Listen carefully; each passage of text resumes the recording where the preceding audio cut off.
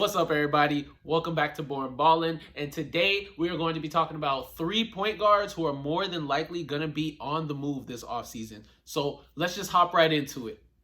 Now, the 3 players we're going to be talking about today are Chris Paul, Spencer Dinwiddie, and Kyle Lowry. Now, all 3 of these players have very different contract situations, so let's break those down before we break down their possible destinations, starting with Chris Paul. Chris Paul right now has 1 more year on his deal. He has a player option on it, and he has to accept that player option before August 1st. I'm recording this on July 23rd. I look down at my watch like my watch has a time, like I'm even wearing my watch. He has until August 1st to make that decision. Personally, I almost can guarantee that he is going to opt out. Now, Phoenix fans, relax.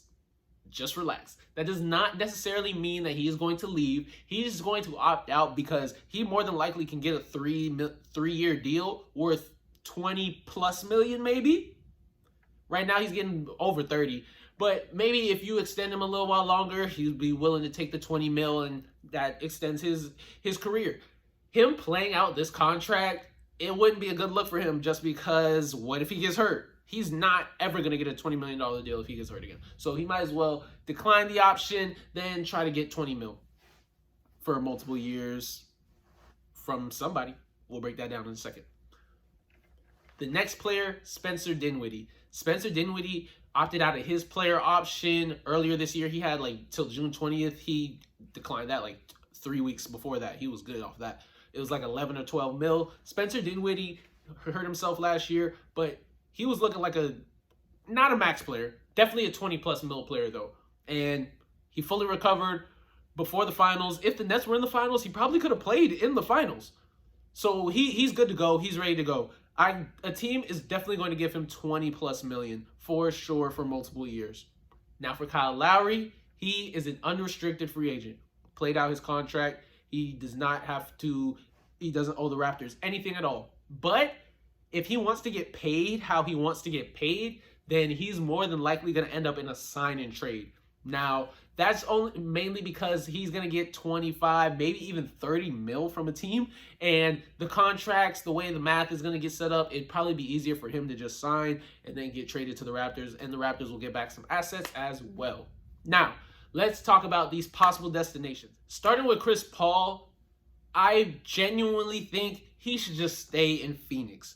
The historic run you guys just went on is special. It was really, really special. The Suns have not done that in the longest. They haven't even made the playoffs in 10 years. So the fact that you took a group of guys that never even made the playoffs all the way to the finals, your face is good in Phoenix forever. Forever, even if you don't win a ring.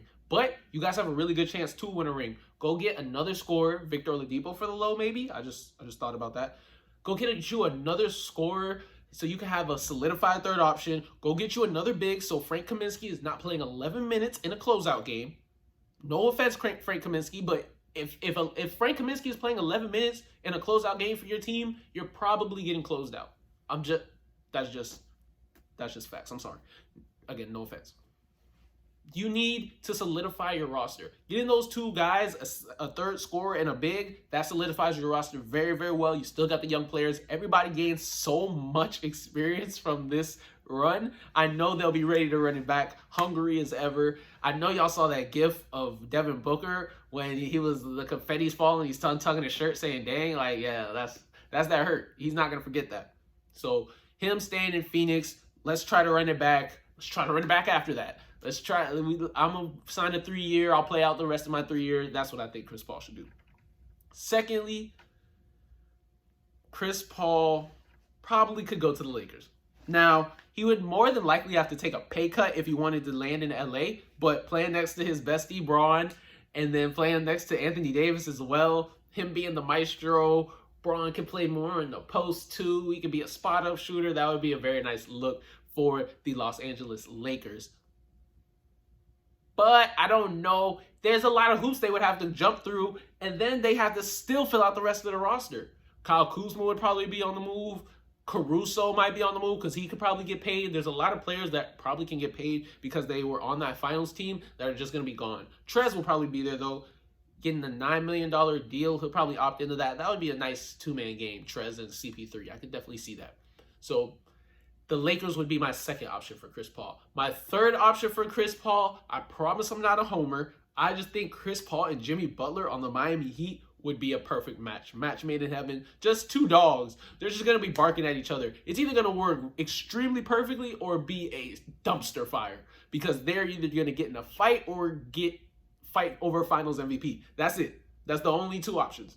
So I would like to see it. I'm not going to lie. Let's try to run it. Let's see if having actually another point guard with a mid-range game too that can help out Bam, run some pick and roll with him as well, get him some easy buckets at the rim. Bam isn't as aggressive as he needs to be yet, but he definitely will get there. And Chris Paul, we see what he just did with DeAndre Ayton. And coming into this year, the gap between DeAndre Ayton and Bam was probably like, size of my head, probably like this big. Probably. Now, I don't even know. DeAndre Ayton could be the best player in the league one year. He's just big. It's easier for bigs to be the best player in the league. So, I don't even know, genuinely. So, putting that Chris Paulness into Bam, we see what he did with SGA, see what he did with Campaign. Like, putting that Chris Paulness into a guy who's already a baller like that, and Bam Adebayo, the sky's the limit. All right, the next player we have is Spencer Dinwiddie. Played for the Nets, came up with the Nets. Opted out, like I said, of his deal. Could he get 20 plus? Is he going to get like 16, 15, 18? I definitely could see him getting 20 plus. I can see him being an elite starting point guard. All-star? Maybe a couple times, like when D'Angelo Russell made it that time. Maybe like a couple like that. All-NBA? Probably like a third teamer is what I would see him as. I don't know if he would get to a second team like that. But Spencer Dinwiddie is a really, really good point guard. And if you have championship aspirations and he's your starting point guard, you're in good shape. You are in very, very good shape. Now, here are three teams I think Spencer Dinwiddie could go to. The first is a team that they are desperate for free agents. Like I said in a previous video, they tried to get DeAndre Jordan. The Clippers kidnapped him, and Mavs haven't gotten a free agent since. And who knows when they will. So they need to just throw as much money as they can at Spencer Dinwiddie. I think he would take it. Him and Luka in the backcourt, or however you see Luka. Luka's a point guard, really, but he's in the small forward's body, so he really kind of is Larry Bird. So I understand the comparisons, honestly. But them two, as your two dominant ball handlers, you are looking really, really good. Like, Spencer Dinwiddie is also a very, very good spot-up shooter, so he can play off of Luka. They both can play off ball very well. They both can play on ball very well. They both run the pick and roll very well. They both got mid-range. I like it. I like the fit. I can definitely see it.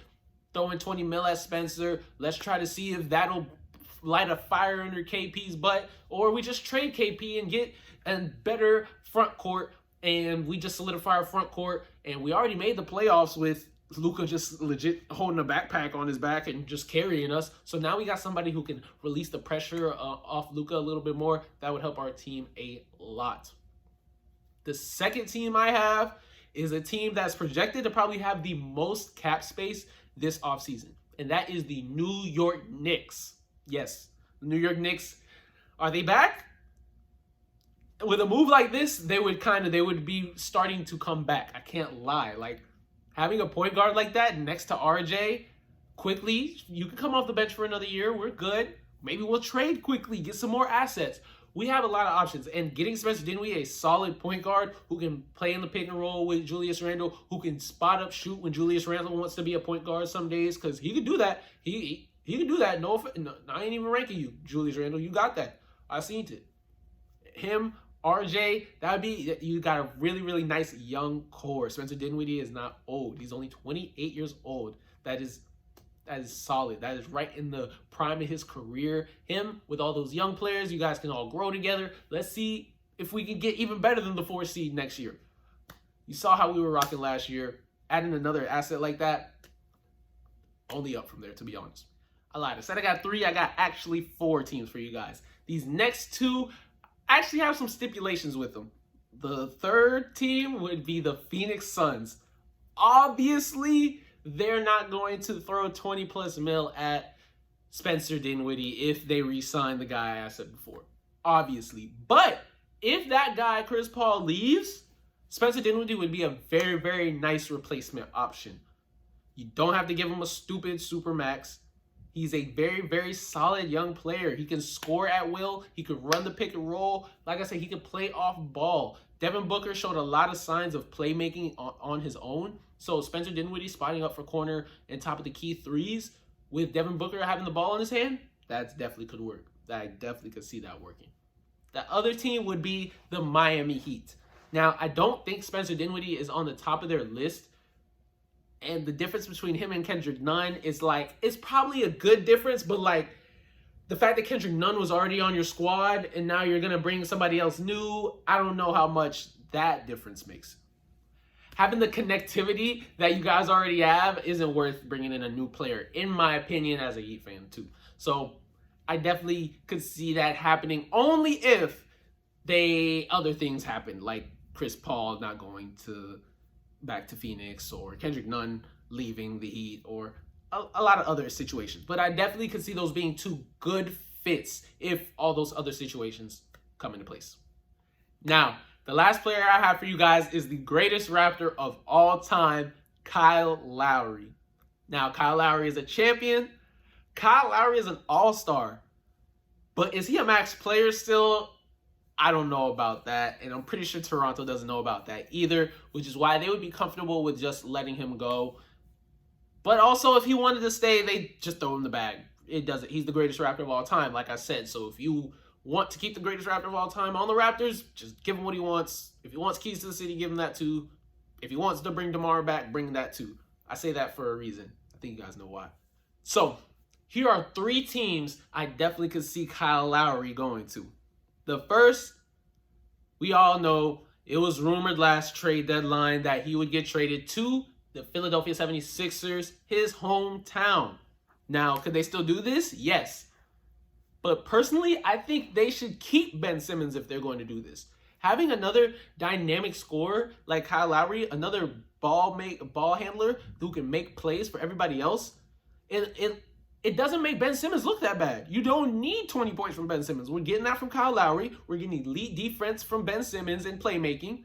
We could really win a championship that way. Now, if we have to give up Ben Simmons, we got to give up Ben Simmons. We do what we got to do. It doesn't matter. But if you're able to keep all 3 of them, your championship hopes are you the favorite? I think you might be the favorite if you do that. You're really close to it if you're not. You're definitely top 3. Definitely top 3 if you do that. So that's the first team I have for Kyle Lowry. The second team I have is honestly, I want to see it happen. I just want to see him go to the Los Angeles Lakers, because if they can get DeMar DeRozan too, and they win a chip, I might shed a tear. I might shed a real tear, because that would just be such a feel-good story. DeMar DeRozan is from Los Angeles, so him going there, that's probably a given more than likely. If he's willing to take a pay cut and be the third option, he'll have the best chance to win a ring. Yeah, he got to go play with Braun, but nobody's judging him. It's Braun. Like, come on, you go get that ring. We rock it with you, and you gonna get it at the crib. We rock it with you. But if they could get Kyle Lowry too, Kyle Lowry, DeMar DeRozan, me at small forward, Braun at power forward, AD at center. Let's run it. Let's run it. We could legit have the 6 of y'all watching this on the bench, and we're good. The combinations of that, we're good. We are good. Like, that would be a squad. So I honestly kind of want to see that, because them versus the Nets in the finals. Let's just kill the super teams with one more really good finals of super teams. Let's just do it. Maybe 2. Maybe we'll do a back-to-back. You feel me? But that's it. After that, I don't want to see no more super teams ever in the history of basketball ever. But that would be a really, really nice matchup. And that would be a really, really good fit. Kyle Lowry with LeBron James. We all know Kyle Lowry can play off ball. We all know he's a decent spot-up shooter. But when he gets cooking, he's a good spot-up shooter. I ain't even going to say all that, because I don't want him to cook my team. He is a player. So getting 2 guys who are playoff-proven, tough NBA players, 2 dogs that are besties too. So you already got the chemistry.